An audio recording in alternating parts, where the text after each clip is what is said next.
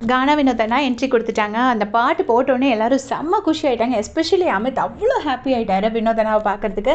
அவர் உள்ள வந்தோடனே பிக் பாஸும் பேசினாங்க. எப்படி இருக்கீங்க அப்படி இப்படின்னு சொல்லிட்டு ஜூனியர்னு சொல்லிலாம் பேசினாங்க. பேசி முடிச்சுட்டு பார்த்தீங்கன்னா, நான் அப்போதே வர வேண்டியது, எனக்கு கொஞ்சம் உடம்பு சரியில்லை, அதனால தான் லேட் ஆச்சுன்னு சொன்னார்.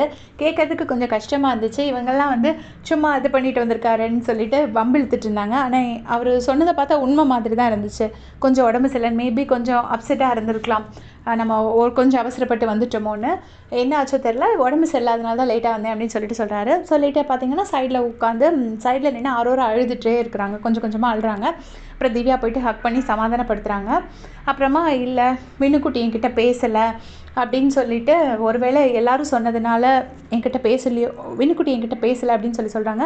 உடனே கானா வினோதனா வந்துட்டு ஓடி போயிட்டு என்ன ஆச்சு, ஏன் அழுற அப்படின்னு கேட்குறாரு. உடனே ஒன்றும் இல்லை, நான் தான் ஒன்று அனுப்பிட்டேன்னு சொல்கிறாங்க வினுக்குட்டி அப்படின்னு சொல்லிட்டு ஹக் பண்ணிவிட்டு அழுறாங்க.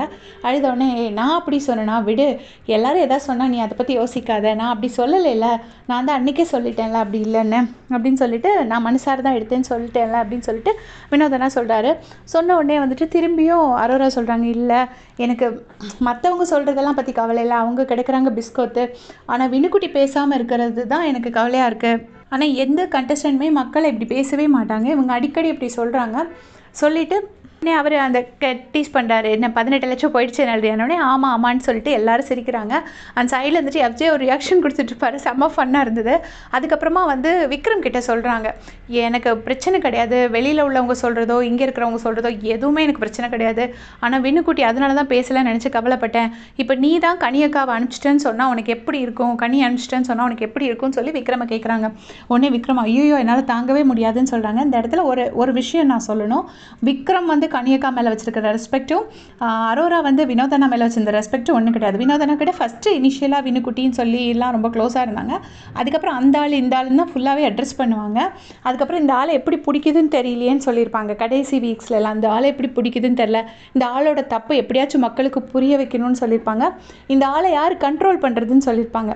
ஆனால் டோட்டலாக அவர் போனதுலேருந்து ஃபுல்லாகவே வினுக்குட்டின்னு மாற்றிட்டாங்க. இப்போவும் என்ன சொல்கிறாங்கன்னா, உனக்கு கனியக்காவை நீ அனுப்பிச்சேன்னு சொன்னால் எப்படி இருக்கும் அப்படின்னு சொல்லி கேட்குறாங்க.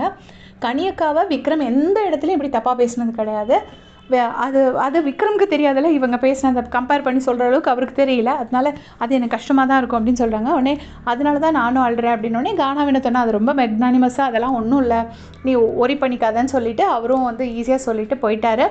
அப்புறமா இவங்க எல்லோரும் சேர்ந்துட்டு அரோராவை கட்டி பிடிச்சி கன்சோல் பண்ணுறாங்க, நீ அதுக்கு ஒரி பண்ணாத அப்படின்னு சொல்லிட்டு. ஸோ இதே மாதிரி அப்படியே செஞ்சுக்க சேனல் சப்ஸ்கிரைப் பண்ணிக்கோங்க. தேங்க்ஸ் ஃபார் வாட்சிங்.